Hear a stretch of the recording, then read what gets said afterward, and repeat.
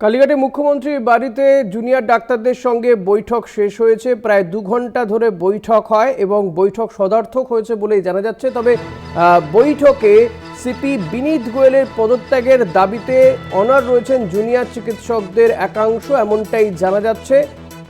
রিয়া মাঝি রয়েছেন আমাদের সঙ্গে। তার আগে আপনাদেরকে আরও একবার জানিয়ে রাখবো যে জুনিয়র ডাক্তারদের সঙ্গে মুখ্যমন্ত্রীর বৈঠক শেষ হয়েছে, বৈঠক সদার্থক হয়েছে বলে জানা যাচ্ছে। জুনিয়র ডাক্তাররা যে 5 দফা দাবি ছিল, সেই দাবি নিয়ে তারা একটি স্মারকলিপি মুখ্যমন্ত্রীকে দিয়েছেন এবং তাদের সেই সমস্ত দাবি বিবেচনা করা হবে বলে জানা যাচ্ছে।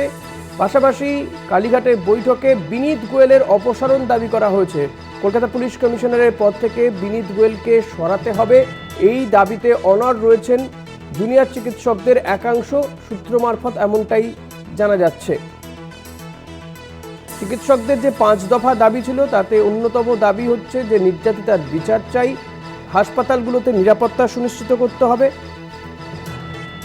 এই নিয়ে আমরা কথা বলবো, আমাদের প্রতিনিধি রিয়া মাঝি রয়েছেন। রিয়া, বিনীত গোয়েলের অপসারণের দাবিতে জুনিয়র চিকিৎসকদের একাংশ তারা অনড় কালীঘাটের বৈঠকে, এমনটাই জানা যাচ্ছে। কি খবর রয়েছে বিষয়ে?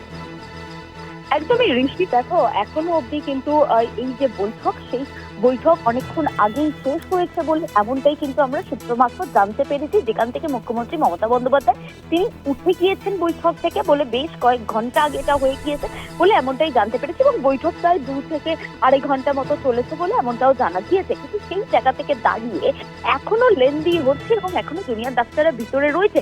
সেই কারণে, সেই কারণবশত যেমনটা জানা যাচ্ছে যে তাদের যে 5 দফার দাবি ছিল, সেই দাবির মধ্যে তাদের প্রধান দাবি হচ্ছে কলকাতার পুলিশ কমিশনার বিনীত গোয়েলকে সরাতে হবে, এবং এই যে বিষয়টা সেটাতে কিন্তু তারা জোর দিয়েছেন জুনিয়র ডাক্তার, এবং তাদের বারংবার তাদের একাংশের, আবারও মেনশন করছি, তাদের এই জুনিয়র ডাক্তাররা যারা আজকে বৈঠকে গিয়েছেন তাদের একাংশের এই দাবিতে তারা অনড় রয়েছে যে ইতিমধ্যেই, এখনই, মানে একদম কোট আন কোট আমি ইউজ করছি, যে এখনই বিনীত গোয়েল কলকাতার পুলিশ কমিশনার, তাকে রিমুভ করতে হবে এবং সরকারিভাবে তাদের সেই নোটিফিকেশন দিতে হবে, এবং মুখ্যমন্ত্রী মমতা বন্দ্যোপাধ্যায়কে এখনই বলতে হবে যে এই